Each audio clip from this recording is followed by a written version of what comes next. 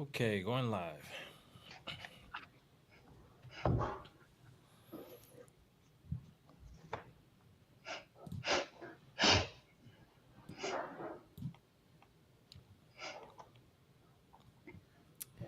And we are live. Hey, everybody, welcome to the first edition of the Belt Buckle, name we chose after a little bit of a vote.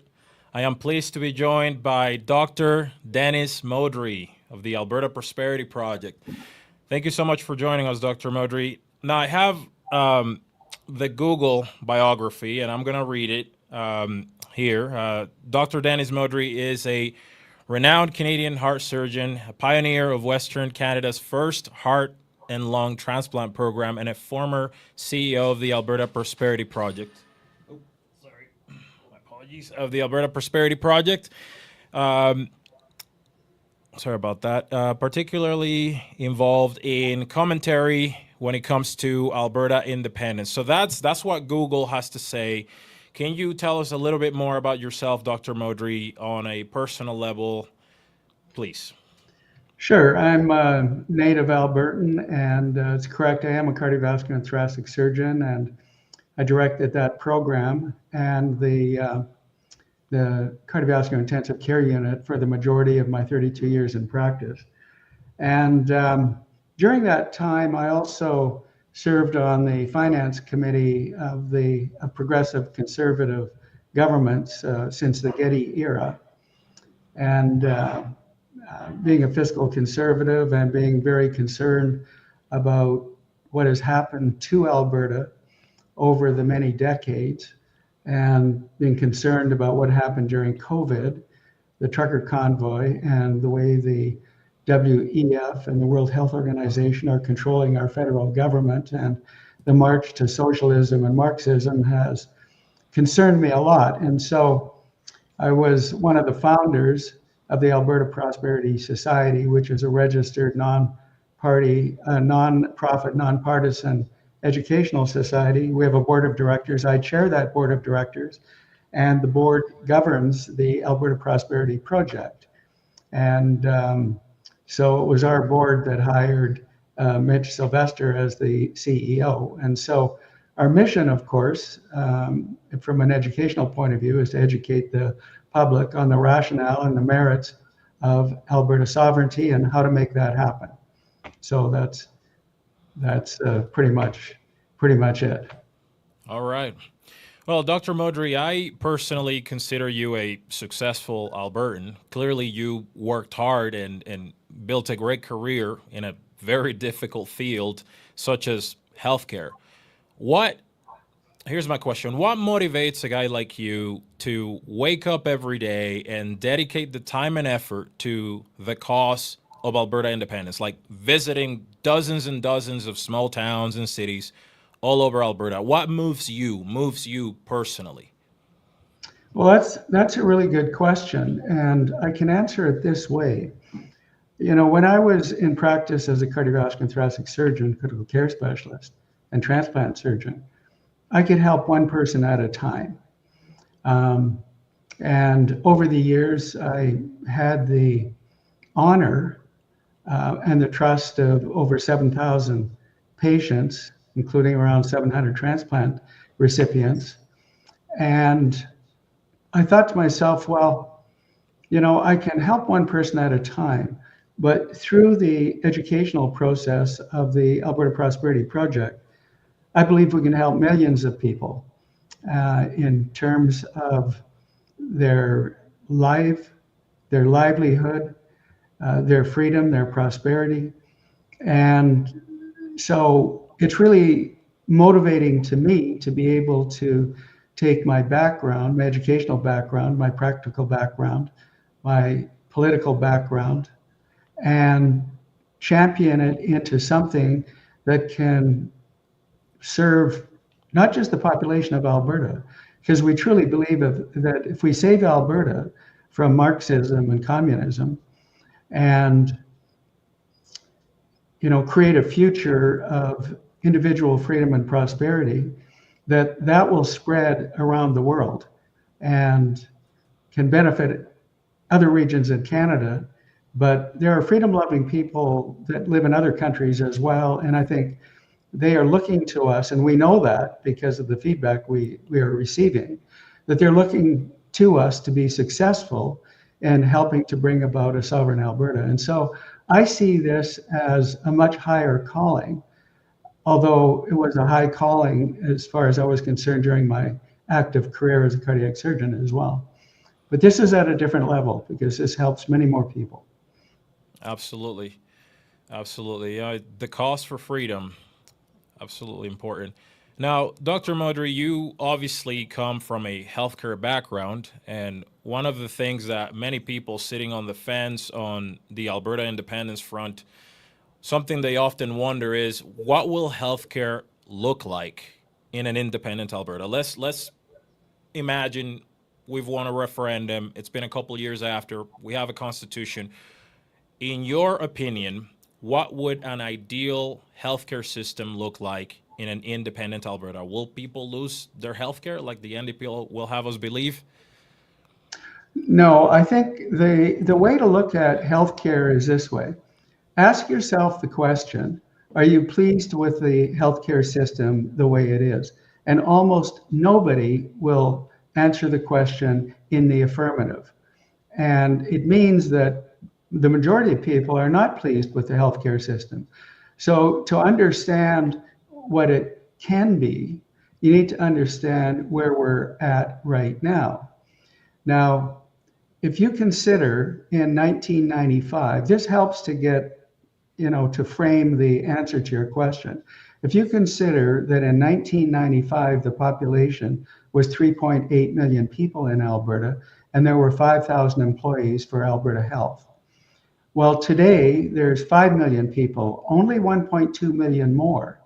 And I think your listeners and viewers would be surprised to know that there are presently 130,000 employees. So it's gone from 5,000 to 130,000 employees for Alberta Health Services. Wow. And the population has only increased by 1.2 million. So you have to ask yourself the question, is that number of people justified? Recognizing, as an example, that there are 9 levels of management. Recognizing, for example, that of the province's $75 billion budget, 26 billion goes to healthcare. And given the reality that the healthcare system functions in the lowest quartile of quality at the highest quartile of cost based on international metrics and analysis, then you have to say to yourself, there must be a better way of doing things. And you have to ask yourself the question, if there's 130,000 employees, 9 levels of management, could there be fraud, waste, and abuse in the healthcare system? And I would submit to you from an analysis that I did for the provincial government a number of years ago, that there is. And it's very difficult to get out from under this because of the view that many people have that healthcare is a sacred cow, that you can't touch healthcare. And so the question is what can you do to fix it? Okay.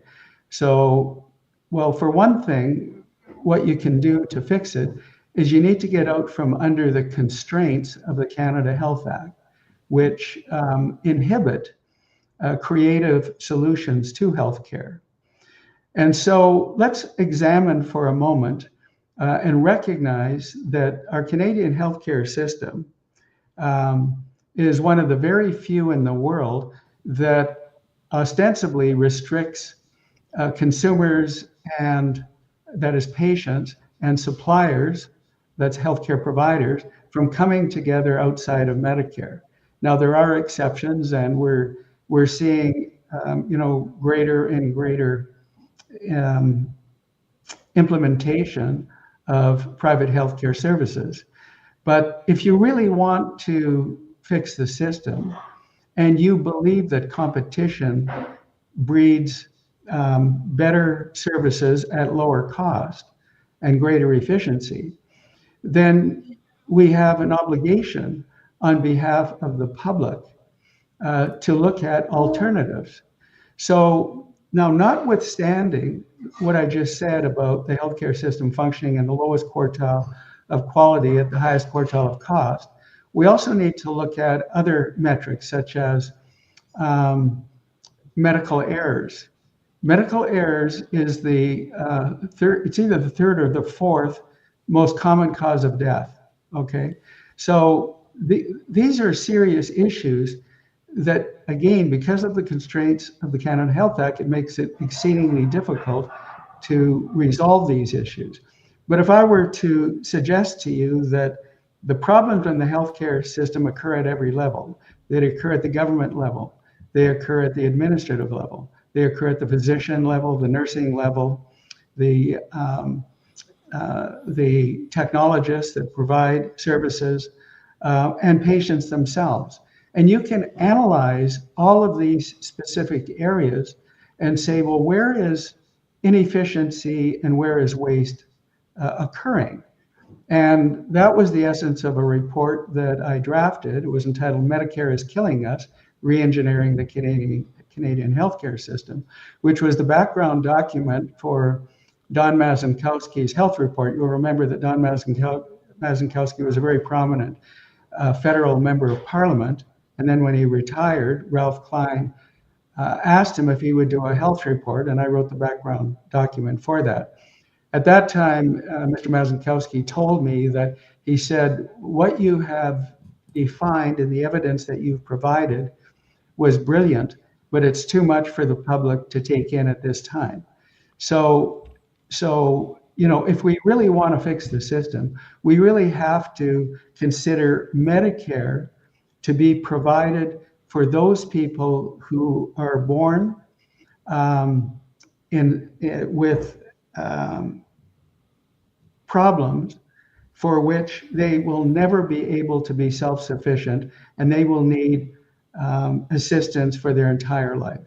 And then there's another group of Medicare individuals, or Medicare candidates, if you will. And these are people that are compromised by life circumstances. And they may not be able to ever recover from that. And they need to be looked after by Medicare as well.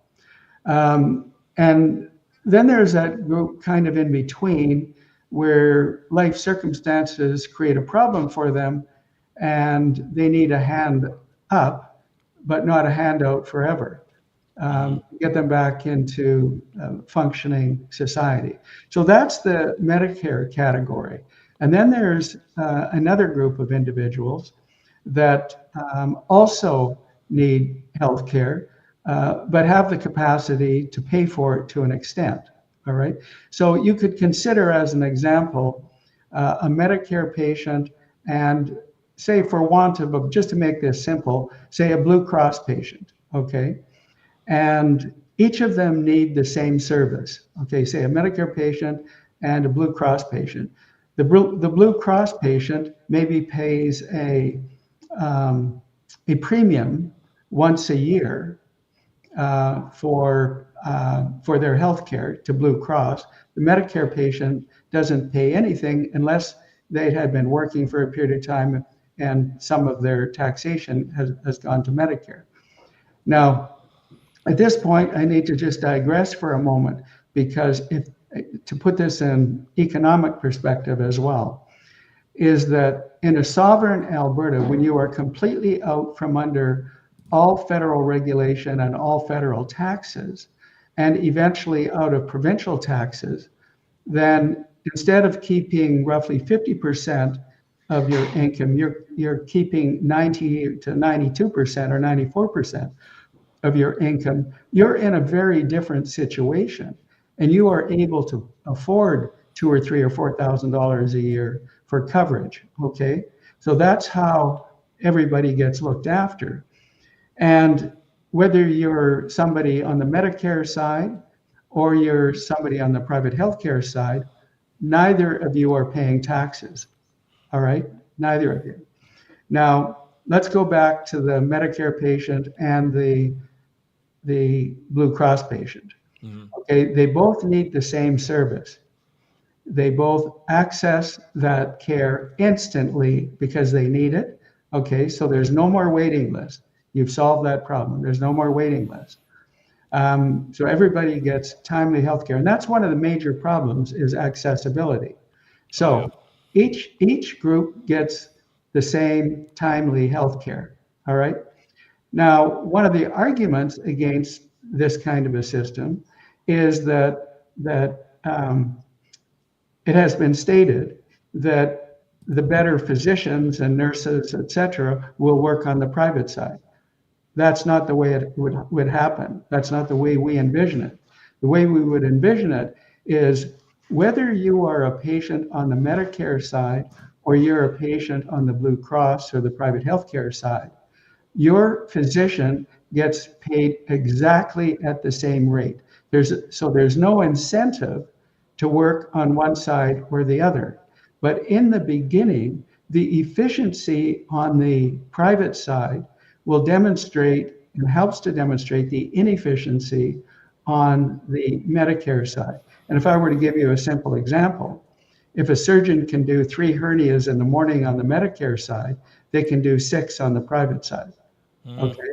And that again is because of the way you set the system up. Similarly, if you compare, if you look at the way healthcare operates now, and you consider booking surgical cases, and nursing shift change occurs at 3 o'clock in the afternoon, but you're not able to start a 2-hour case until 2 o'clock, which would go to 4 o'clock. But shift change results in a significant reduction of the nursing staff. So traditionally and frequently what happens is the case is canceled, okay? And so the case is canceled, but the staff for an hour are getting paid between 3 and 4, right? But they're not doing anything between 3 or 4, No okay? work. So I mean, this is just a simple example. I could go through a litany of the examples of the problem at all of the different levels. But in my opinion, what we are after is the highest quality, best accessibility, and that means instant accessibility at the best cost. And we can provide that service. We know how to do it. And so let's take an example of the nursing strike right now as not at the nursing. Well, yes, well, we've got the We just had the teachers one. we just had the teachers. Yeah. But let's look at nursing for a second, because the teachers would benefit as well. So let's say the nurses want a 30% increase in their wage, okay, over a period of 4 years, just as an example.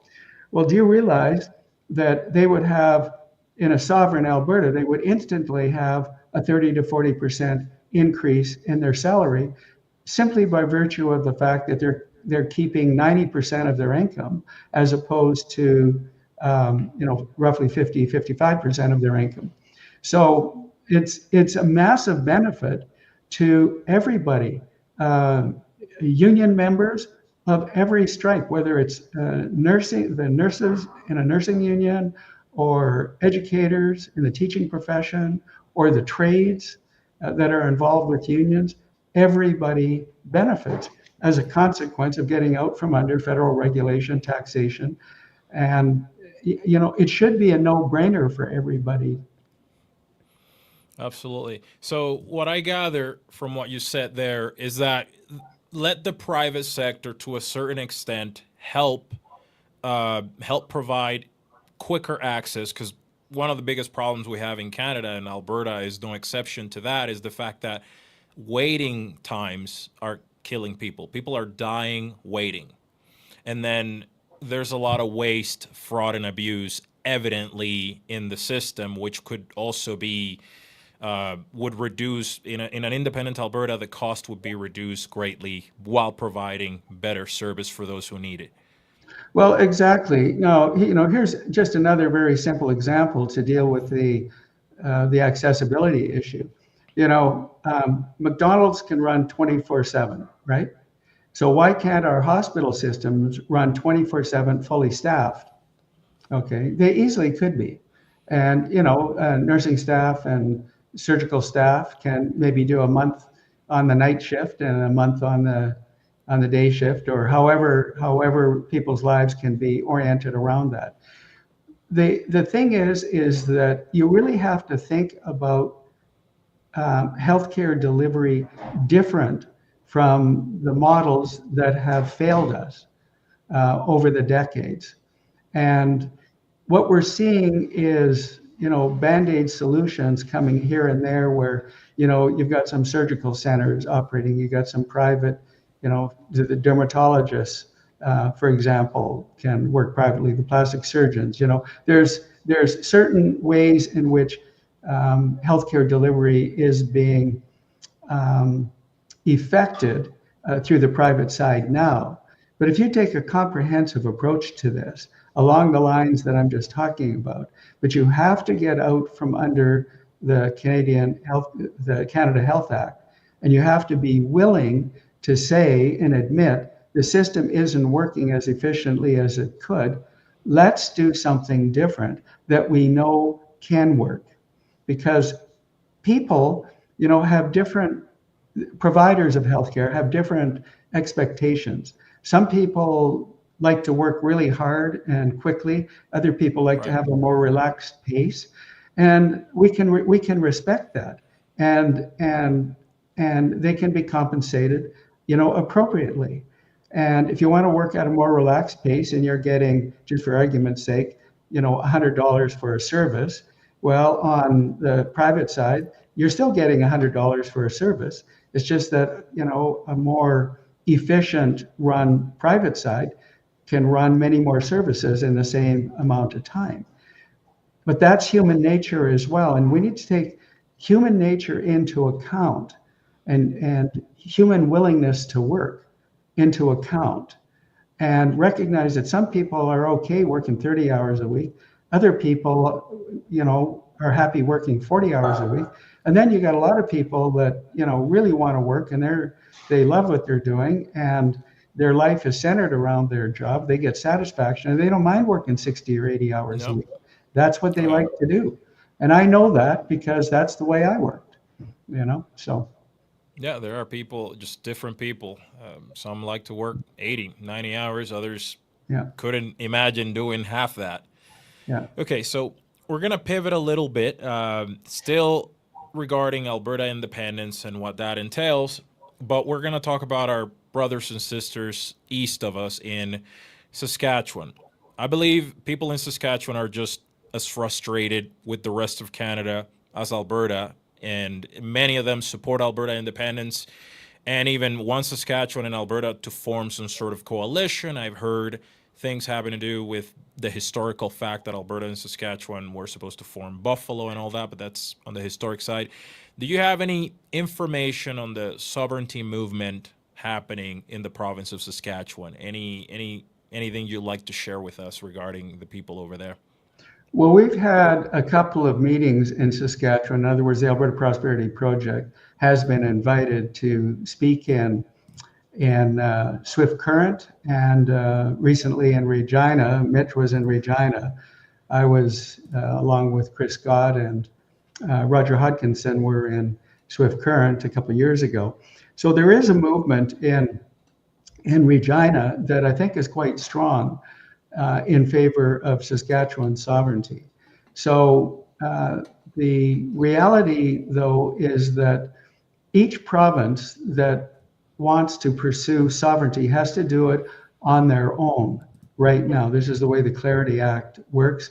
And consequent to a successful referendum in Saskatchewan, Saskatchewan can become a sovereign country.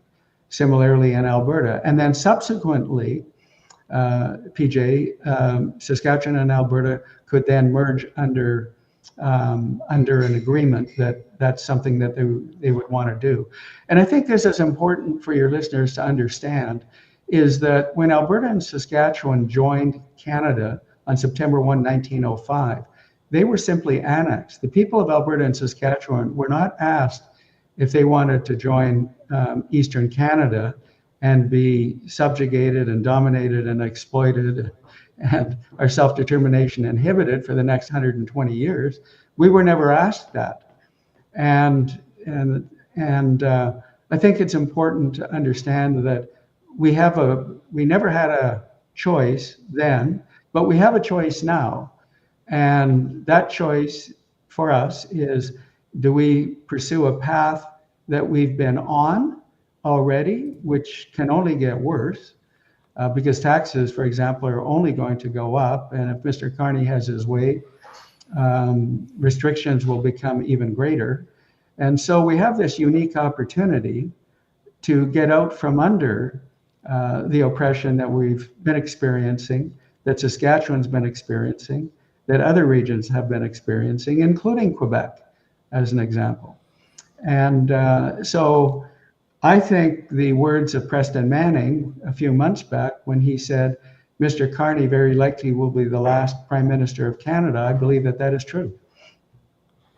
That is, yeah, Preston Manning, when he said that, all of Canada had to listen, because obviously someone with that political legitimacy saying something like that, and it's very possibly true. I don't believe Canada has been in a more, at least in recent memory, recent history, in a more divided situation, while at the same time being in a very precarious financial position on the world stage. Yes. Speaking about the Liberal Prime Minister of Canada, Mark Carney, after 10 years of Justin Trudeau and his disastrous policies, particularly for Western Canada, Alberta, to be more specific, what do you make of Carney? And do you have any trust in him, any hope that he will try to reconcile the differences between Western Canada and the Laurentian elite? And what do you make of our Premier, Danielle Smith, giving him what seems by many people to be cutting him too much slack? What do you think of that? Well, to begin with, Mr. Carney is well educated. He's had a very prominent career as a bureaucrat. He is fundamentally a bureaucrat, and I'm not sure that he has the leadership skills to bring together the various regions of the country. Now, under Mr. Trudeau and also under Mr. Carney, they have the perspective that all Canadians think the same, are the same. It's kind of like they want all Canadians to go into a blender and come out homogenized and think the same, etc. But the reality is that that really isn't the case. Every region in this country is different geographically. It has different natural resources, and all of the regions have slightly different cultures as well.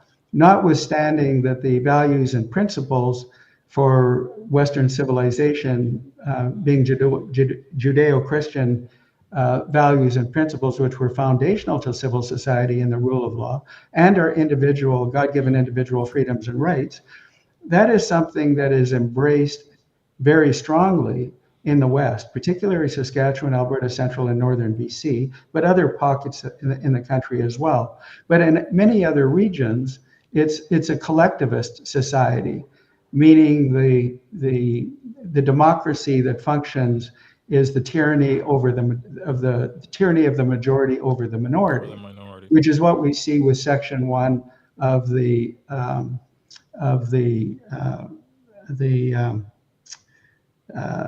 Canadian Bill of Rights. So I think it's important for your listeners to understand as well that if you protect individual rights, you will protect societal rights, but the reverse doesn't occur. So Mr. Carney's perspective then is that he believes that he is justified in doing what he wants to do that can adversely affect individual regions of this country for the benefit of other regions. Okay, and this is part of the problem that's creating the angst, particularly out here in the West. More than that, though, his perspective, which aligns with the World Economic Forum and the whole climate change narrative, is such that he believes that in order to control the climate, there must be individual restrictions on individual freedoms and on businesses that align with oil and gas industry and agriculture, as well as financial institutions that finance those.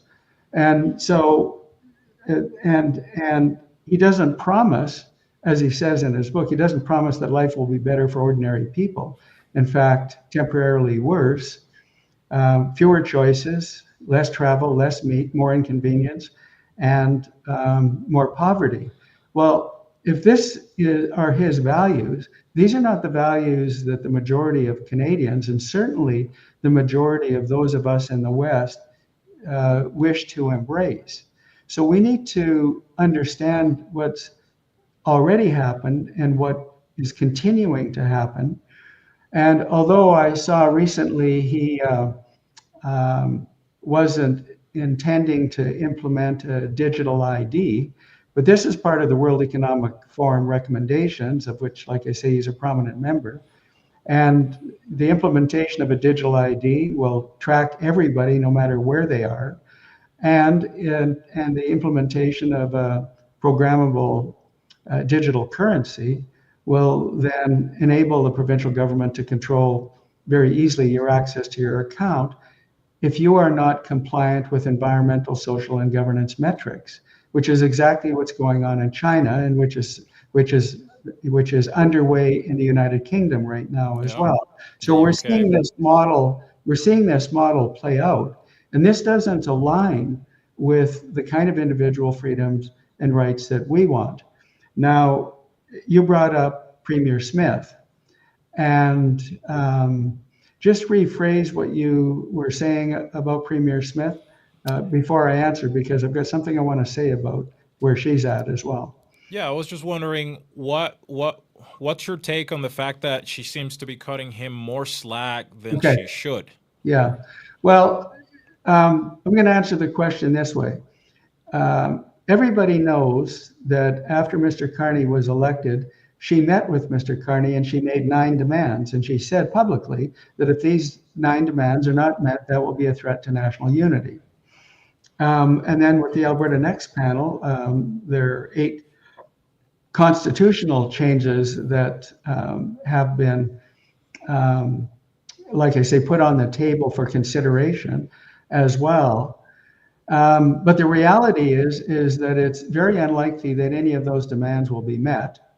And the constitutional changes that are requested are very unlikely as well to be met, because the 4 hurdles to change the Constitution make it virtually impossible. And there have been 2 attempts to change the Constitution before. One was Meech Lake and the other was Charlottetown, and they both failed. And so where the Premier is at right now is she's, the 6 months is up, but she has given Mr. Carney another 2 months in order to come up with something that can meet the concerns of Albertans. But even if it was a pipeline, so for example, Keystone was approved and was going forward from the Canadian side, but it was blocked when Biden became the president of the United States. So if Mr. Carney comes up and says, well, we're going to encourage that Keystone go ahead, that's not really much.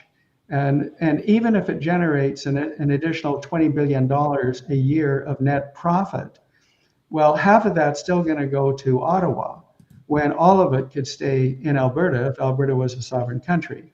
But let me say this about the Premier. The Premier finds herself in a difficult situation. But what she is doing, and I think she's doing it very well, she has to do 2 things that I think are critical. One is she has to demonstrate to the public that she can govern. And I think her and her team are demonstrating that they can govern very clearly. And second, that they need to demonstrate to the public that we can't actually ever get a fair deal with the federal government, that we can't get out from under being subjugated and dominated and exploited for our wealth, and then our self-determination inhibited, because that is what the federal government has been doing to us. And when she can come to the public and say, look, we can't get anything done with this federal government. And then I think she can say very legitimately, and I think she wants to have a referendum on sovereignty in the spring, and I think that will occur. And I think she will have more than enough ammunition to come to the public and state exactly what we've been educating the public about. And where I'm pleased in terms of where we are at right now with the Alberta Prosperity Project is that we know we have well over 1 million supporters of Alberta sovereignty now. And so I think there's a very high probability that a referendum on sovereignty will be successful. Oh, yes. And I actually made a video, I believe a couple of weeks ago, in regards to what you mentioned. There's something that you touched on there that I think there's a lot of merit in that, is that she could possibly be putting together and making her case like, look, I'm trying to work with this government in good faith, so that those Albertans who are sitting on the fence and they're kind of in the middle, like not knowing, like, okay, I'm not happy with the direction Canada's taking, but I'm also not all the way on the independence train yet. Right. That they see, like, she's been trying, like she gave them 6 months, then she gave them another 2 months to give us anything, and they won't give us even one of the 9, or even 1 or 2 of the 9 demands that she put on the table. That's how much they care about Alberta, kind of thing. And then that way she possibly is helping the cause for Alberta independence. In my opinion, she factually is, whether she intends to or not. She's helping the case by showing them, like, look, the Laurentian elite are not listening. The Liberal government is just not listening to Alberta. They don't care. Now, I wanted to touch on constitutional changes. You did mention that in Canada, people have tried twice and it's failed, and how difficult it is for constitutional changes to actually take place in Canadian Confederation. So I know that the Alberta Prosperity Project published a document on what Alberta's finances would look like, called The Value of Freedom. And it's a great document. It shows just how much better off economically Alberta would be. It's ridiculous how much better off Albertans would be. But what few people know is that the APP will also be publishing what you guys call a draft interim constitution document, and have it open for discussion. Could you tell us a little bit more about this very important document? Sure, I can. So the proposed interim constitution, we've been working on this for many months now, and we've taken into account many suggestions from very smart people and other constitutional lawyers, and most recently from Bruce Pardy as well, who's a constitutional lawyer from Queens, a professor of law, a very bright gentleman, and he's also drafted a constitution for Alberta as well. So we're in the final throes of melding some of his concepts into our document. But as it stands right now, the proposed, and when we say interim constitution, why we use that term is because that's exactly what it is. Subsequent to a referendum on Alberta sovereignty, there would be a constitutional conference, and this document would come forward simply as a basis for discussion, okay, at a constitutional conference.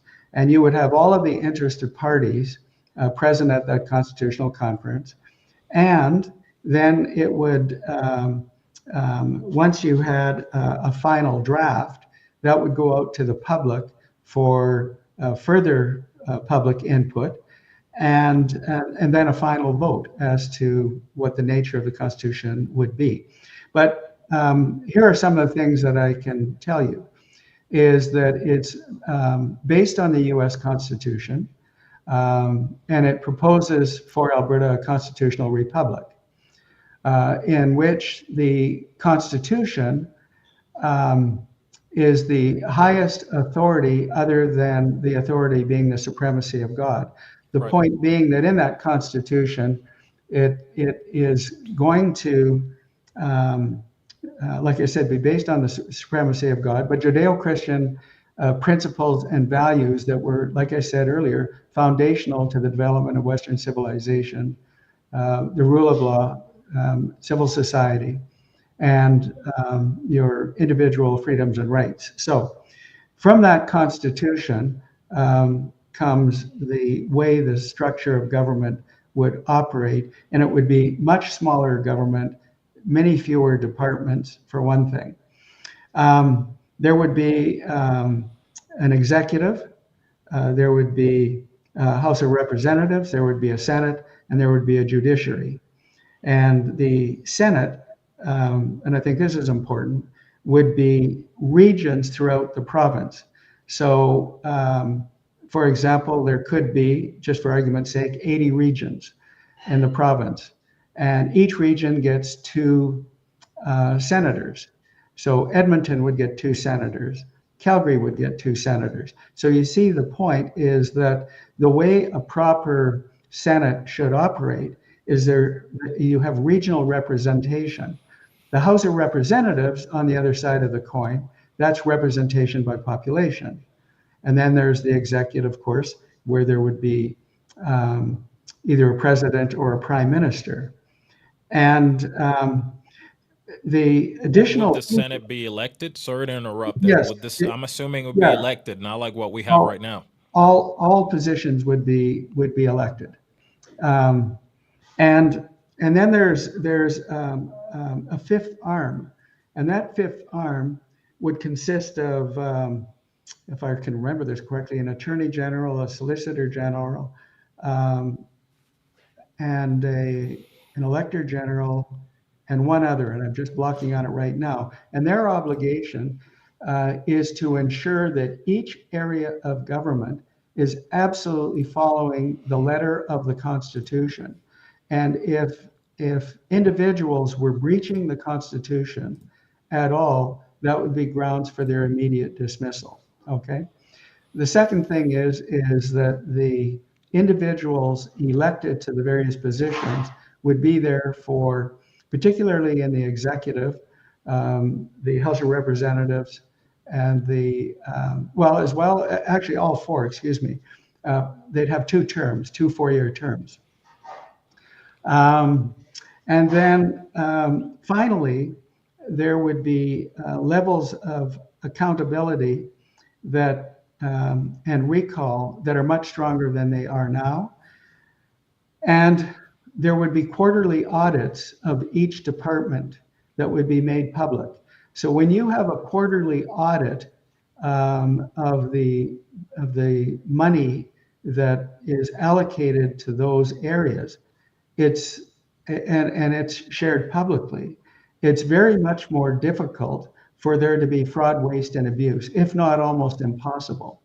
So I think and then the final thing is that for certain major issues, for example, let's say we're not paying federal taxes anymore, that's gone, and we've just gotten rid of provincial taxes, but some major new effort is felt to be of the Alberta national interest.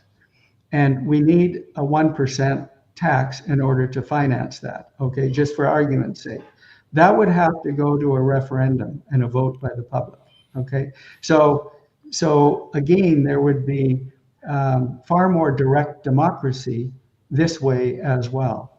So I think then when you contemplate the way this would exist, this new constitution, it's really rather brilliant to think about starting from scratch with the purpose of providing a government that is truly governing for the people, and that the people control the government through robust recall and robust accountability, that I think the public would have very little concern about the fidelity of the way the government operates.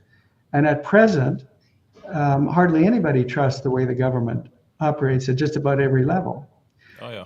And finally, I want to say one other thing, is that from a constitutional perspective, this would have to be decided at the level of the Constitutional Conference. But we would recommend that Alberta begin, at least, as a constitutional republic with ties to the Commonwealth.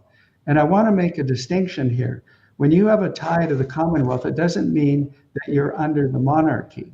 So, for example, there are 76 Commonwealth countries, and 36 are constitutional republics with no ties to the monarchy. So, in other words, in Canada, the monarchy is the highest form of authority, and we call it a constitutional monarchy. But in a new Alberta, we would recommend um, that Alberta be a constitutional republic, no ties to the monarchy, but ties to the Commonwealth. And why that's relevant is because um, ties to the Commonwealth mean it facilitates trade, it facilitates information sharing, it facilitates um, military cooperation, and perhaps other things as well. And the final point is that for the people who are in the middle and are feeling an attachment to Canada, just remember that for those people, they would still have an attachment to the Commonwealth. And that may help for some to know that at least emotionally there's a tie to the Commonwealth. But it would be pragmatic. It would be a pragmatic and an emotional tie to the Commonwealth. Something that actually benefits Albertans, like you said, trade, basically finding a workable compromise of like, okay, well, we're still part of the Commonwealth. It's just we actually govern ourselves for a change this time. So Exactly. you mentioned that the draft constitution is mostly based on the United States, but I've also heard you on the United States Constitution, but I've also heard you previously mention that the amendments wouldn't be necessary because those changes, obviously, that they had to amend would come from the very beginning, would be incorporated, the good things, and would also improve by taking some direct democracy from the Swiss model from Switzerland, right? That's correct. That's why I brought up the issue of the direct democracy. I didn't reference it in relation to the Swiss system, but that's exactly correct. Yeah. Good. So now that we're talking about constitutional rights, Dr. Modry, anyone who's watched this podcast knows that we're big supporters of gun ownership here, and many in the audience, particularly in Alberta, have asked what gun ownership would look like in an independent Alberta. What's the APP's proposal for that in that constitutional document? What does that look like? Property rights in general, too. Well, to frame the answer to that question, in Canada right now, we don't really have property rights in the way in which people think that we do.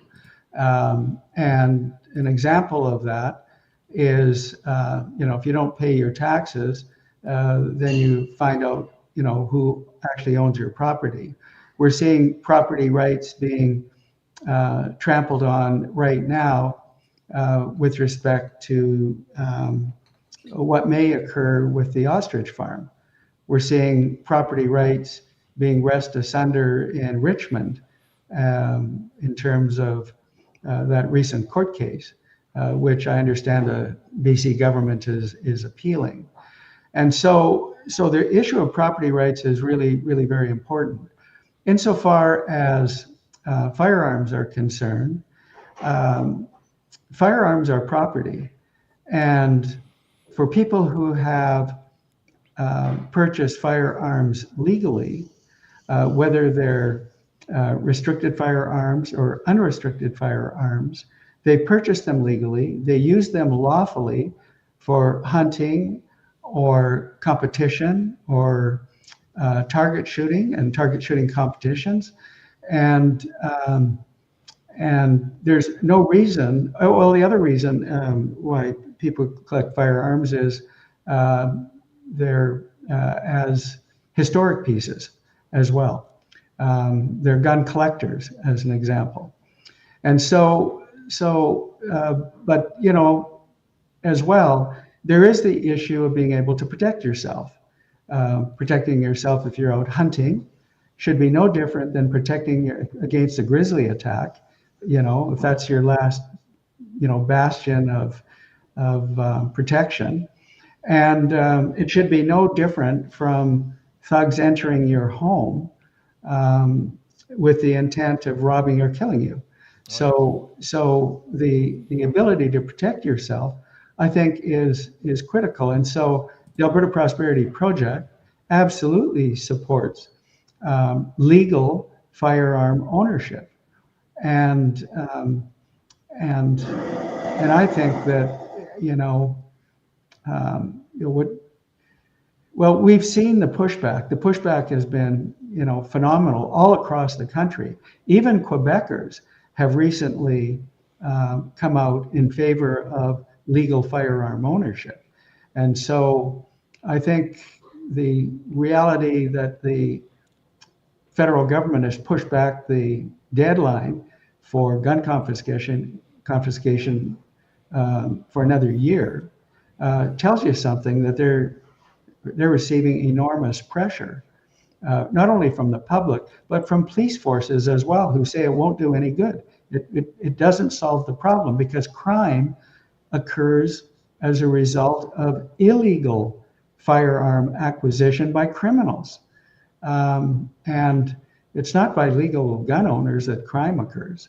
And so we have this current circumstance. But the answer to your question, PJ, is very simple. We absolutely support the legal use of firearms for all of the reasons that legal firearms are used. Good.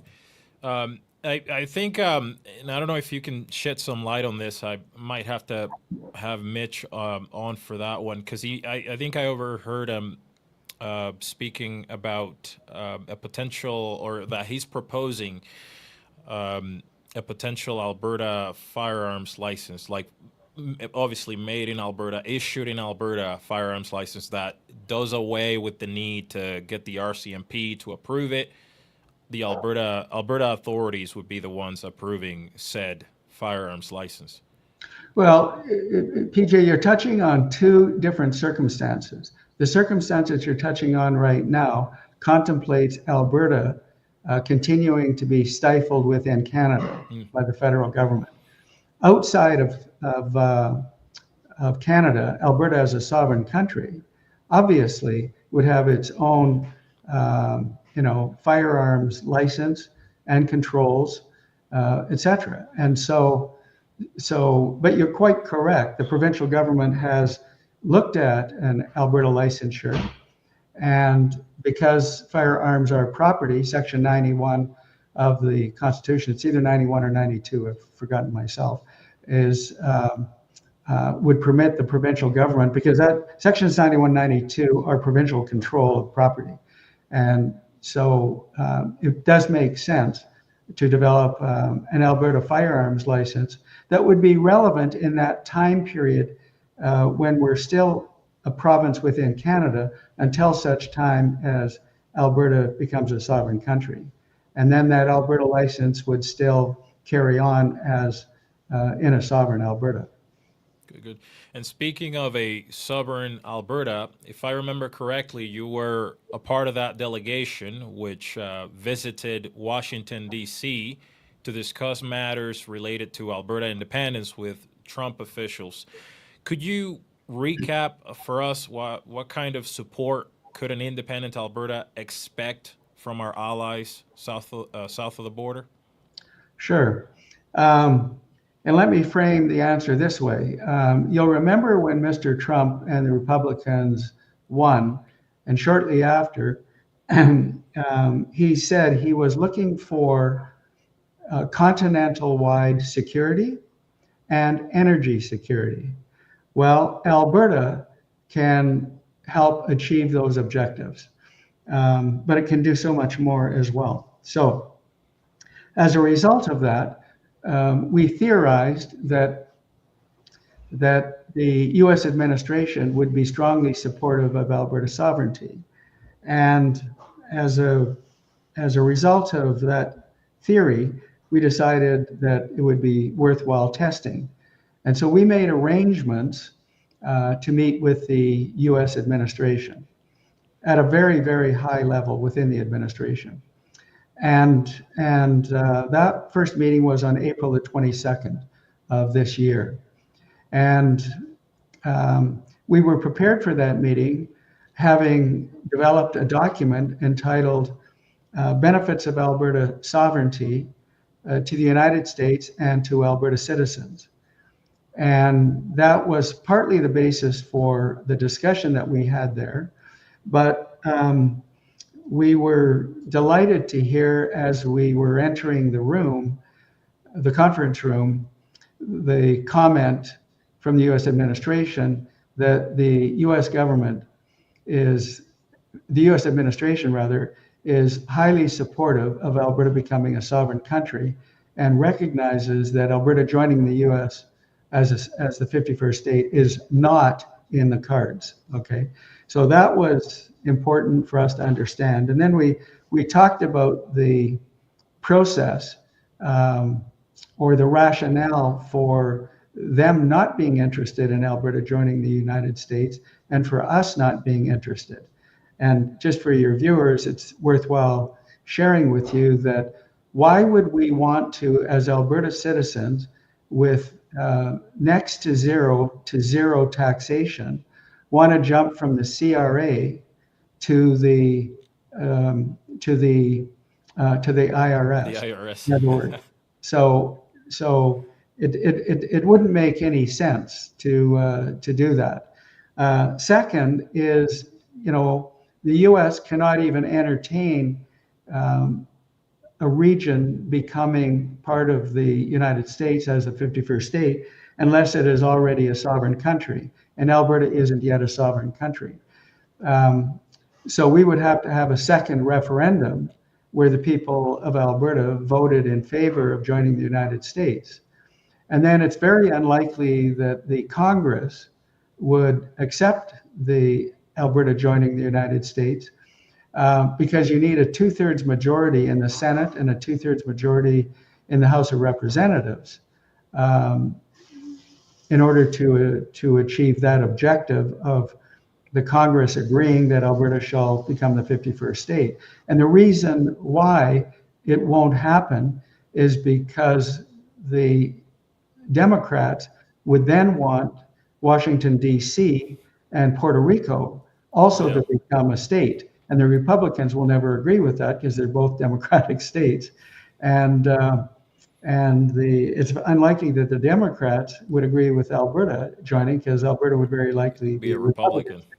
So the odds of joining are almost zero, certainly in our lifetime and maybe in the next generation or two or longer. So the conversation was mostly, about Alberta independence, how Alberta becoming independent would help increase energy security in North America, particularly for the United States as well as Alberta, and that's the support. Yeah, well, and there's a couple of other things. I mean, we talked about the reality of virtually eliminating trade barriers. It was basically be a free trade region across the U.S. border, which would benefit both sides enormously. We talked about moving to a U.S. currency because we trade oil and gas in the U.S. currency now, so that would be a benefit to everybody here in Alberta as well. And then we also talked about, and because I've shared this publicly, we put on the table, we didn't get a response, but we did put on the table the whole idea of, would the U.S. be willing to convert for Alberta citizens $1 Canadian to $1 US at par? And while we never got a response, it's on the table. Because remember, this was a preliminary meeting, and it wasn't a meeting where you really hammer out exactly what's going to happen. But that takes me to the next meeting that we had, which was on September the 29th.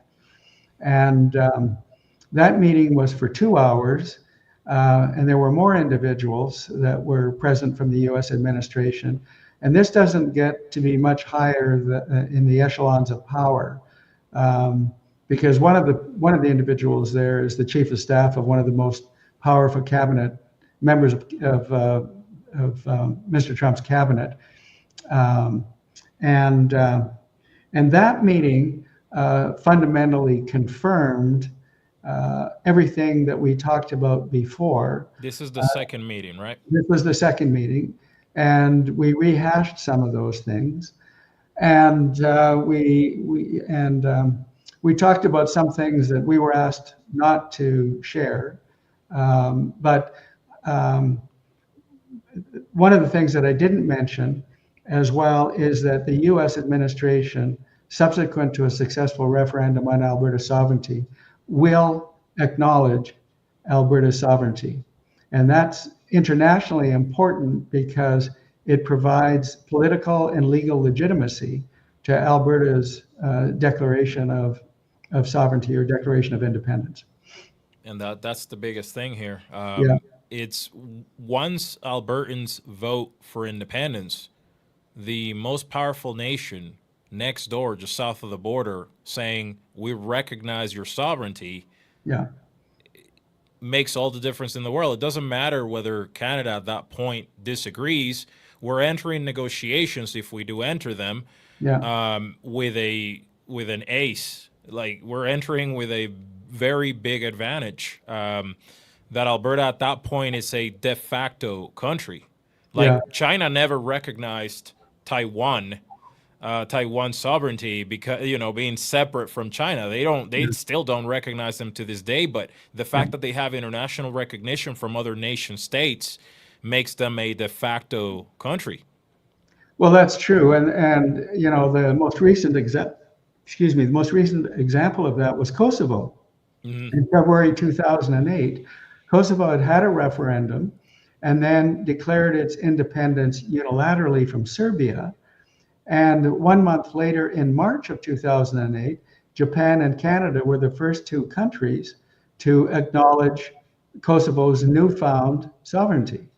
And I think it would be rather hypocritical, don't you, PJ, if the rest of Canada didn't acknowledge Alberta's sovereignty subsequent to a successful referendum on sovereignty. And by the way, Quebec, when we met with Paul St. Pierre Plamondon, the leader of the Parti Québécois, towards the end of September, he also said when he becomes premier next year and they have a referendum on sovereignty, that they will acknowledge Alberta's sovereignty subsequent to a referendum as well. Oh yeah, So it's interesting to see that.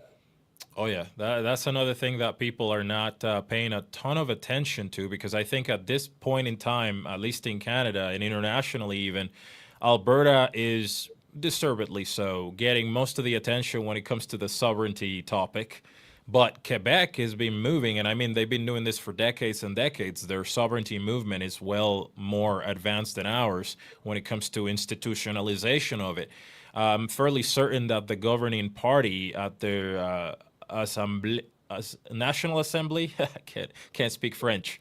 At their National Assembly, they unveiled their own constitution, didn't they? Are you aware of that? Well, I think this is interesting to think about. When King Charles was here for the opening of Parliament in the spring, the entire Quebec legislature, so all the parties in Quebec that form the Quebec legislature, in a unanimous vote, voted to end the relationship with the monarchy. And Mr. Plamondon's Parti Québécois, which has won the last three by-elections and is leading massively in the polls right now, is very likely to become the governing party in Quebec. And he said to us at that meeting towards the end of September that when he becomes premier, he will remove the lieutenant governor as well. So if you think about Quebec, they never signed the Constitution Act 1982. They have already jettisoned the monarchy, and they're going to get rid of the lieutenant governor. Ostensibly, they're already a sovereign country. Yeah. And Section 155 of the Supreme Court analysis of the Quebec secession reference would conceivably give them the right to declare their sovereignty unilaterally and without a referendum. Oh, And wow. and So they're right now preparing a constitution for Quebec. Okay. And that constitution for Quebec basically will get them out from under federal control of just about anything. So at that point, you see where I think I'm going with this. This is my understanding of the Constitution that they are going to be putting forth in the near future. I don't believe it's released yet, but it's coming up, and that's the implication of it. Oh, that's very serious. And like you said, the Parti Québécois, which is the party that Paul Saint Pierre is leading, they're way ahead in the polls. They are Yeah, expected to sweep their election, yeah. and they've won the previous by-elections that they've had. So things are about to get very interesting in North America, particularly in Quebec and Alberta, as referendums are imminent. Yeah, and of course, the federal party, which is the Bloc Québécois, which only exists in Quebec, Yeah. will be working hand in glove with the Parti Québécois to bring about a successful referendum if they actually want to actually go ahead with a referendum. Because can you imagine what would Ottawa do if they just declared their independence unilaterally? I don't think they could do very much. But the implications already are interesting for us here in Alberta because if Quebec is no longer part of a constitutional monarchy because they've gotten rid of the monarchy, then why are they getting $14 billion of equalization payments? And we give 14 billion to the equalization formula, you see. But Mr. Plamondon said something very important that I think your listeners need to understand, and that is that the reason they want Quebec to become a sovereign country is because they want to preserve their language, their culture, and they want to get out from under federal political corruption. And Mr. Plamondon said very clearly that that $15 billion that Quebec receives um, is used to corrupt the political system. And we don't need that $14 billion because when we're out from under all federal regulation and taxation, our fiscal capacity surplus will exceed that $14 billion. So we'll have more money available to us in a sovereign Quebec when the federal government isn't controlling us anymore. So I thought that was Wow. very interesting. Wow. Well, Dr. Modry, I this has been an amazing conversation. I am, and I'm going to throw this in there. I am. I've said on this channel a couple of times now, at least, that I don't believe Canada survives as a country. I think we're going to be looking at the balkanization, and I take no pleasure in saying this, but I think we're witnessing the balkanization of Canada in real time.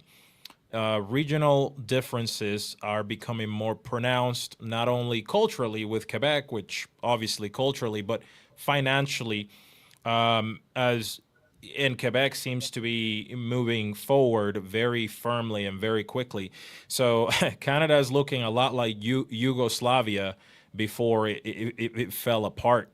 Um, but I'm gonna play devil's advocate if you'll allow me here for 5 minutes. I'm gonna talk about um, some of the things that people on the other side that don't support independence would say, and that they comment. You know, the trolls comment every day on each and every one of my videos.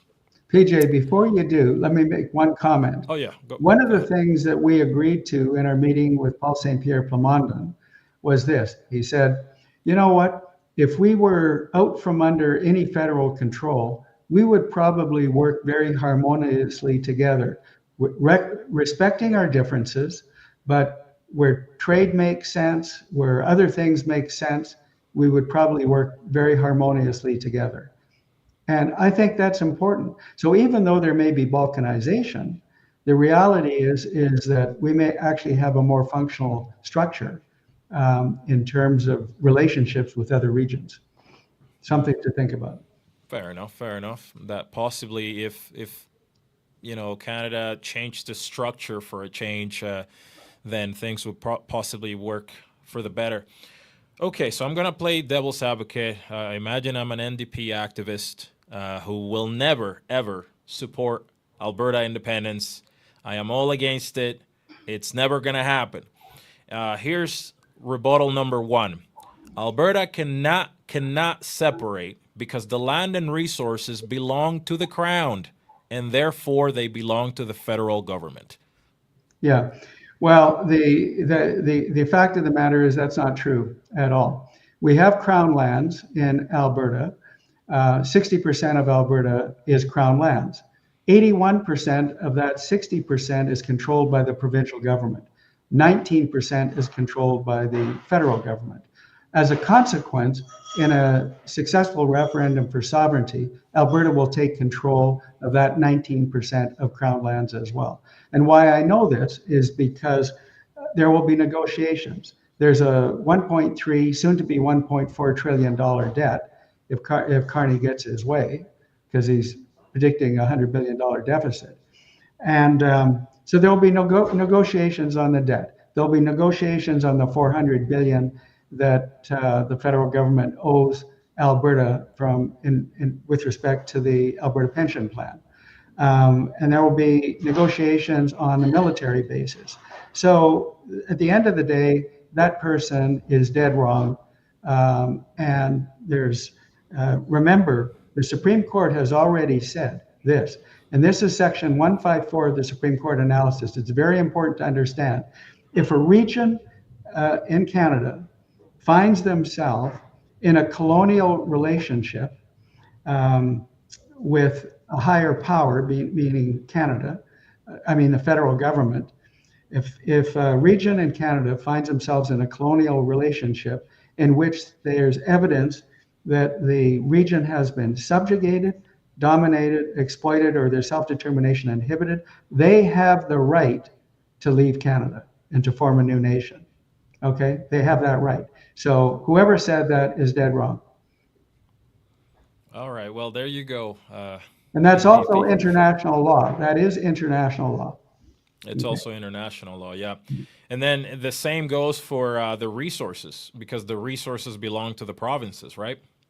The resources belong to the provinces, and they will still remain within the provinces. Right, right. Okay, so here, I'm coming with another one. I'm going to put on my union boss, not one of the unions, because there's a lot of common sense people on union members. I mean, one of the union bosses, the ones who benefit from the chaos, right? And I'm going to say Alberta would fail as an independent country because it is landlocked. Okay. Okay. Well, I'm going to answer the landlocked question, and I want to carry on and answer an investment question. Okay. So right now, Canada is landlocked. Alberta, as a sovereign country, still doesn't have an ocean at its border, right? But the difference between the two is we're policy locked. We're policy locked by the federal government because the federal government negotiates trades, and the federal government is in a situation, along with adjacent provinces, to control what happens in Alberta.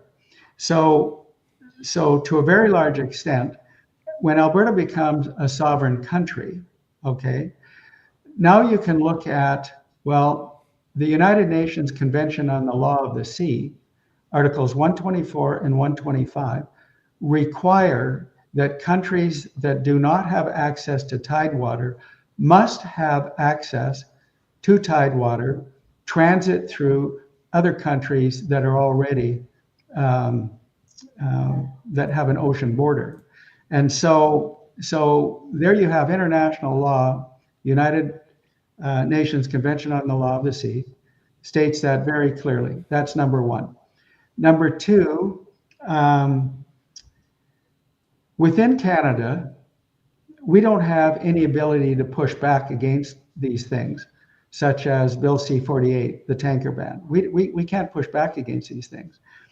As a sovereign country, we can now say that we have negotiating power, we have clout.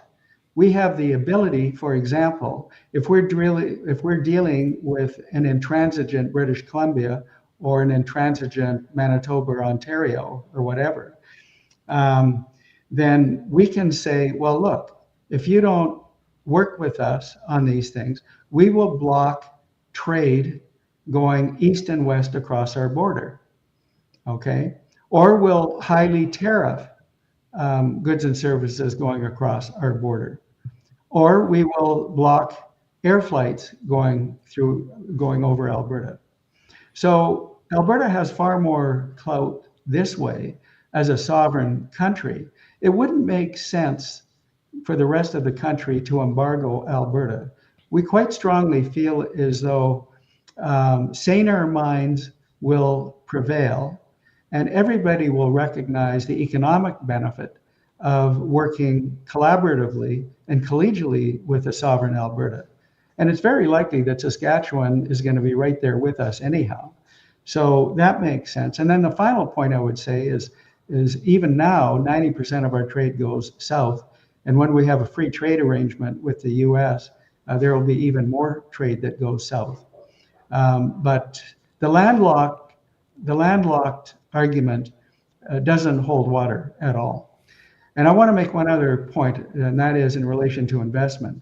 Some people have said that Alberta as a sovereign country, business will flee Alberta, investment will dry up, people won't invest in Alberta because of uncertainty. Well, let's examine the record.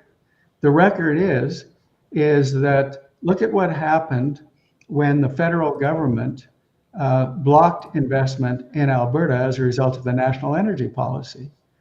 And as a result of equalization and other confiscatory tax policies and regulatory costs, we've lost over $1 trillion of planned investment in Alberta.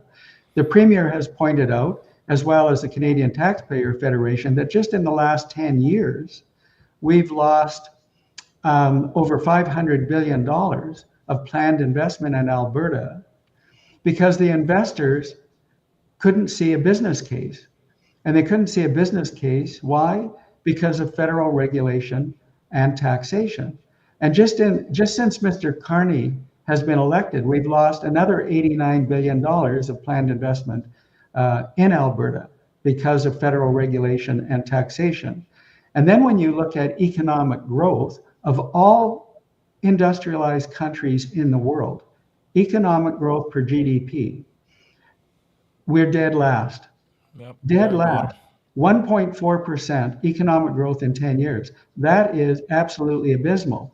And it is only because of federal regulation and taxation. So the argument that some people would use that investment would dry up, it's already dried up.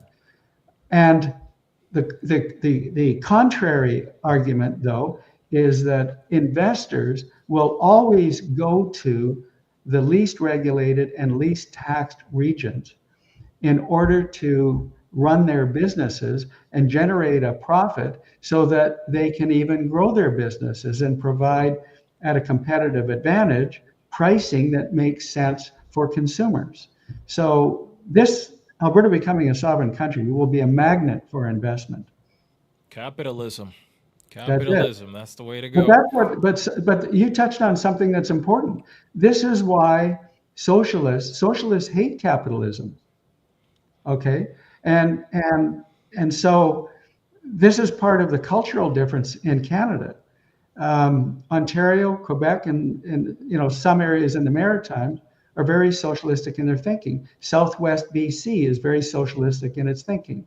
Manitoba is somewhat very socialistic in its thinking, but the rest is very capitalistic in its thinking. And so this is why we have this dichotomy. And we have to just recognize we can't continue trying to put a square peg in a round hole. The same thing isn't going to work for everybody. Oh, yeah. Okay, and then one more for you, Dr. Modry, and I appreciate you being here with us. One of those comments here that I get all the time. One more of those. So, okay, that all sounds great, but Albertans are going to lose their passports. You don't get to remain Canadian. It's not going to happen. You don't get to have your cake and eat it too. You lose your passport, okay? And you'll also lose your pension. You don't get to touch the Canada pension plan if you guys separate. All right. Well, federal law would not support that contention. For people that leave Canada and move to Paris or move to London, England, or move to Cabo San Lucas or move to Australia, they get their Canadian pension, they get their OAS, they still have Canadian citizenship, no matter where they live in the world. So in a sovereign Alberta, you can maintain your Canadian citizenship, but you can also have Alberta citizenship. And the value of an Alberta citizenship is that if you're an employee, for example, then you have the ability to, an employee or an employer, you have the ability to determine where you want to pay your taxes. So you can pay virtually, personally, it would be virtually zero taxes in Alberta. It'd be a reduction from 23% corporate tax to about 12 to 15% in Alberta. Or you can choose to continue to pay Canadian taxes. And you may have to pay for individuals that prefer to define their citizenship only as Canadian for tax purposes. You may have to pay some sort of a charge to function in Alberta. So, these are choices that people can make, but there's no way legally the federal government would have a real problem, trying to do something like that. And sure, people can argue and say, well, they can change the law. They could be so upset that Alberta is leaving that they could say pensioners aren't going to get their pension. Well, that wouldn't sit right with international law. And that certainly would not sit right if we were negotiating these things with the US government as well, because the US government, we know they will help facilitate Alberta becoming a sovereign country. Oh, yeah. Especially if they decide to get to such a level that they're literally taking people's entitlements, like things people worked for, like their pensions and passports, right? Because they were citizens at one, they're citizens, right? Well, look at Mr. Carney himself. He has at least 3 citizenships: U.S., Canada, and United Kingdom, and maybe more. Maybe more. I don't know. So there's no reason why you can't have more than one passport. So that's a false flag argument. Oh yeah. Well, Dr. Dennis Modry, thank you so much for being with us. I appreciate you very much. I appreciate the conversation.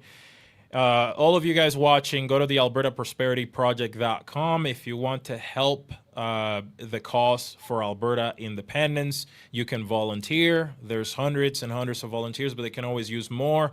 This cause is going to require each and every one of us to participate. If you want to donate, you can do so there as well. I'm going to bring up the next panel or town hall that you guys are going to be having. Dr. Dennis Modry and Mitch Sylvester are going to be in Edmonton just this Tuesday. Free for everyone right here. It's a free event. They're very informative. I've been to about half a dozen of them, and they're fun. You get to meet like-minded Albertans. You get to talk about the important things, about the future of this beautiful province. Dr. Dennis Modry, thank you so much for being with us. PJ, it was having me up. Chat. Yeah. I'll see you in the next one. Adios. All right, that was Dr. Dennis Modry of the Alberta Prosperity Project. Thank you all so much for being here. All of you guys who are here still with me. I might read some of your comments here. Let me just bring the chat. I didn't want to put the chat on the screen at the time because it would kind of block the way that I have this working. It would kind of block the stream. But thank you guys so much for being here. I definitely appreciate you all. Many of you tuned in. I didn't expect so many of you to tune in. I think I saw 400 people at some point. I expected like 200. Thank you all so much for being here. But yeah, if you guys can go to this event right here, those of you in the Edmonton area, it's completely free, and you get to see like-minded individuals. Because I know that sometimes, guys, you may feel like you're all alone, like everybody around you, particularly in Canada, especially if you live in the city, in the Edmonton area, the most liberal city in Alberta.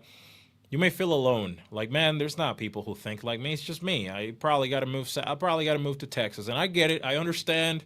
You know, I've considered myself moving to Texas a bunch of times, but here in Alberta, there's still a lot of common sense. There's still a lot of fellow Albertans who believe in freedom, and they're normally here. This is where they are. This is 100% free. It's later in the evening at 7 p.m. So if you came out of work at 5:30, 6, you know, you can quickly spend an hour and show support for the cause. Again, it's free. You don't have to pay $1. If you want to donate $1, I'm sure the Alberta Prosperity Project, given that they're not for profit, they could use it. But you don't have to. Just your presence there is huge. And I try to go to as many of those as I can when I'm not doing my day job. So maybe I'll meet you at one of those, you know? And I'd like to show you guys a video from the Alberta Prosperity Project here before I go. This is Mitch Sylvester. He's the CEO of the Alberta Prosperity Project, and he's got a message that I'd like to share with you guys here. Okay, so let's put it up here. This is basically about what you guys can do to help advance this cause for Alberta independence, particularly those of you who live in Alberta. Let's have a listen. Everyone that's been feeling the pinch on all the increased costs and all the losses of the rights and freedoms, the endless amount of censorship bills that are coming out from the federal government, we have a path. And the path forward is a free and independent Alberta. In order for us to succeed at anything that we're going to do politically, we need to show up. It is imperative that we show up. We can no longer sit on the sidelines and watch. The reason that we are here is because of our apathy and our lack of participation in our democracy. It's very important for you to show up to the AGM because numbers do matter here. I want everybody to put everything aside and make this a priority. Please join us in Edmonton for the 2025 UCP AGM on November 28th to 30th at the Edmonton Expo Center. Let's fight this government overreach together. There you go.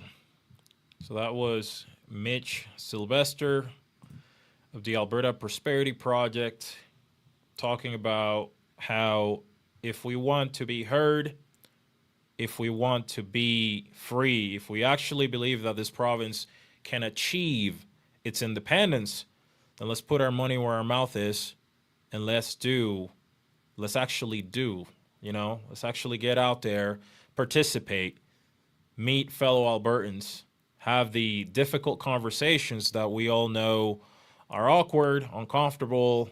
Sometimes we just want to kind of give it up. Like, I don't want to talk about it. This person probably doesn't care. But, you know, maybe one day that it starts to resonate with that person when they realize, holy crap, we're paying 45 to 50% of our money in taxes. Let that sink in for a minute, guys.